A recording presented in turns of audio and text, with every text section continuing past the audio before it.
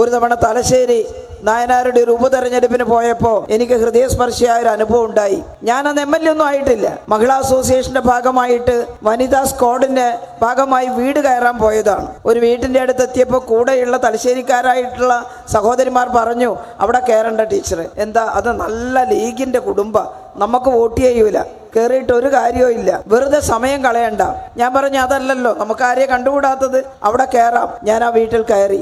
അപ്പോൾ അവിടെ പ്രായമുള്ളൊരു ഉമ്മ വളരെ പെട്ടെന്ന് തന്നെ, എന്താ മക്കളെ വന്നത്? ഞങ്ങൾ നായനാർക്ക് വോട്ട് ചോദിക്കാൻ വന്നതാണ്. മുഖവരിയൊന്നും ഇല്ലാതെ പറഞ്ഞു.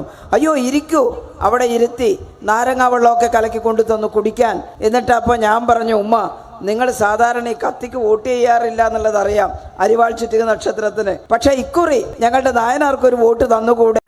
അപ്പോൾ ഉമ്മ അകത്ത് നിന്നൊരു പെൺകുട്ടിയെ വിളിച്ചു വരുത്തി നിർത്തിയിട്ട് പറഞ്ഞു, ഈ കുഞ്ഞിനെ കണ്ടോ മോളെ, ഇത് നിങ്ങളുടെ ആളുകൾ തന്ന വരദാനമാണ്, ഈ കുഞ്ഞിന്റെ ജീവൻ. ഞാൻ ചോദിച്ചു, ഉമ്മ എന്താ പറയുന്നത്?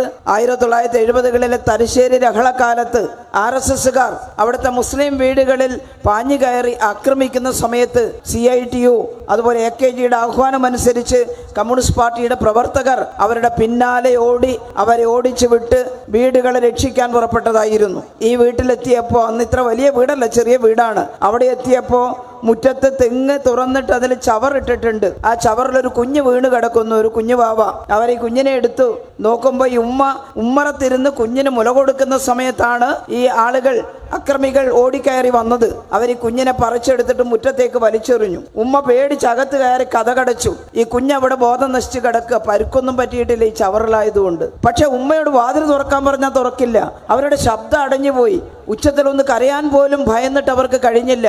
അവസാനം ഈ കൊത്തിപ്പൊളിച്ച ജാലകത്തിന്റെ പഴുതിലൂടെ ചുവന്ന കൊടിയൊക്കെ കാണിച്ച്, ഞങ്ങൾ പാർട്ടിയുടെ ആളുകളാണ്, കമ്മ്യൂണിസ്റ്റ് പാർട്ടിയുടെ ആളുകളാണ്, വാതിൽ തുറക്കൂ, കുഞ്ഞിനെ വേണ്ടേ എന്ന് ചോദിച്ചപ്പോഴാണ് വാതിൽ തുറന്ന് ഉമ്മ സംസാരിക്കാൻ കഴിയാത്ത പരുവത്തിൽ അവരോട് എന്തൊക്കെയോ വിക്കി പറഞ്ഞത്.